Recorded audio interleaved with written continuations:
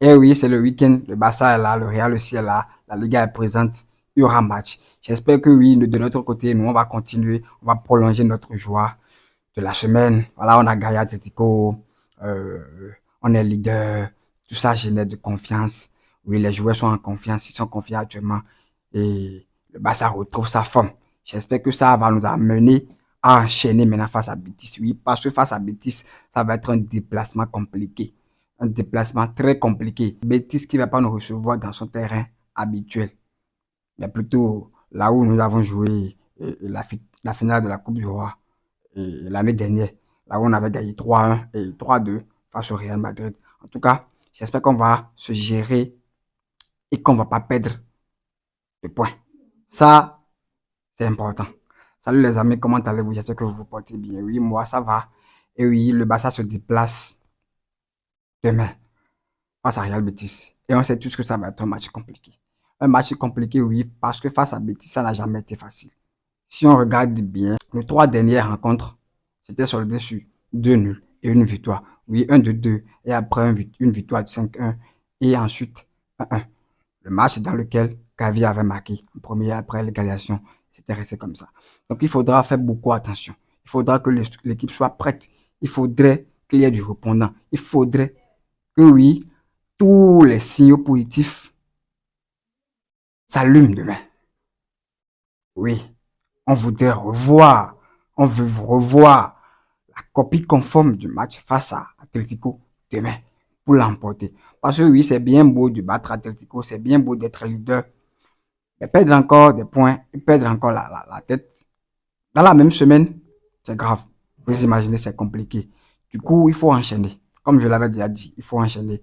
Et il est important d'enchaîner. On sait que oui, ce mois de décembre ne réserve que des matchs difficiles. Parce que oui, vous n'êtes pas sans savoir qu'on a déjà affronté le quatrième, qui est l'Atlético. Demain, maintenant, on rencontre Betis, qui est actuellement cinquième. Et après, on va encore rencontrer Villarreal, qui est troisième. Et je crois le 2 ou 3 janvier, on rencontre encore le sixième, l'Espagnol Barcelone. L'Espagnol Barcelone. Donc, l'emploi était chargé, ce qui voudrait dire que oui, si on arrive à surmonter tout ça ce mois de décembre et en début de janvier, si on arrive à être leader après tous ces matchs, ça reste quoi? Ça reste quoi? Ça resterait juste le Real Madrid, le Classico, et puis la Liga serait remportée normalement, dans la logique des choses, les gars. Alors, maintenant, pour remporter ce match, il nous faut des retours. Il nous faut des cadres qui vont revenir. Comme quoi, Fermin Lopez est de retour. Actuellement, oui, il s'entraîne très bien. Flick l'a dit tout à l'heure en conférence de presse. Fermin est disponible. Il peut jouer. Mais bien évidemment, il ne peut pas être titulaire. Ça, c'est clair. Et aussi, Frankie de Jong et tout. Mais ce que je ne comprends pas au Barça actuellement, c'est comme si on fait des remplacements de blessures. Au moment où l'un se blesse, l'autre revient. Au moment où l'un revient, l'autre se blesse. Je ne comprends pas. Olmo était blessé, Fermin était de retour. Il enchaînait des performances essentielles. Il était en forme. D'accord? Et après, il se blesse. Olmo revient. Olmo revient. Maintenant, Fermin se blesse. C'est compliqué. Maintenant, Olmo se blesse. Fermin est encore de retour. C'est grave. Il faut qu'il se gère là-bas. Sinon, c'est pas grave. Il faut qu'il se gère là-bas. Sinon, c'est pas du tout bien. Et là, du coup, ça va nous faire du bien. Et aussi le retour de Frankie de Jong. Je ne sais pas s'il sera titulaire. Je ne sais pas si cela titulaire, vu qu'il n'était pas blessé et c'était juste la fièvre. Je ne sais pas. Mais normalement, il devrait être titulaire. Il s'est entraîné toute la semaine. Et ça aussi, c'est une bonne nouvelle. On va pouvoir respirer dans le milieu. On va pouvoir être calme dans le milieu, accompagné de Pedri. Voilà. Et ces soldats qui vont l'entourer. Vous imaginez. Euh, voilà. Et voilà. Donc, ce match va être compliqué demain. Et il faudra avoir du répondant. Je compte sur l'équipe et je sais qu'ils sont motivés. Je sais que oui, actuellement, on est en grande forme et on peut gérer. En tout cas, pour ce qui est la Liga, on peut gérer pour le moment, vous imaginez. Donc, on va pas trop parler de ce match. Et pour parler de mon 11 type, ce match rapidement, bien sûr, on aura Garcia dans les buts.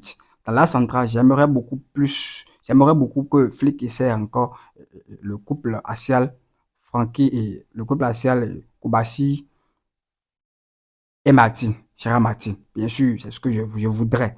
Mais demain, j'ai peur que cela n'arrive. Mais bon, vu les retours, et la forme de Koundé, j'ai peur que cela n'arrive parce que oui, si Eric ne joue pas en, dans l'as, il sera reconduit sur le côté droit. Mais vu la forme de Koundé actuellement, c'est pas sûr qu'on le bouge de ce côté. Du coup, en milieu, le retour de Frankie de Jong et la présence de Pedri fera que oui, Eric va faire ce truc là, va, va pas pouvoir trouver son positionnement dans le 11. C'est pourquoi je dis que je doute que Flick essaie encore ça. Mais j'aimerais beaucoup qu'il essaie quand même. Vous imaginez. En tout cas, si c'est pas Martin, ça va être quand même Eric Dallas sur le côté gauche, bien sûr Baldé côté droit, Koundé et à milieu Frankie de Jong et Pedri. En 10, c'est là le problème.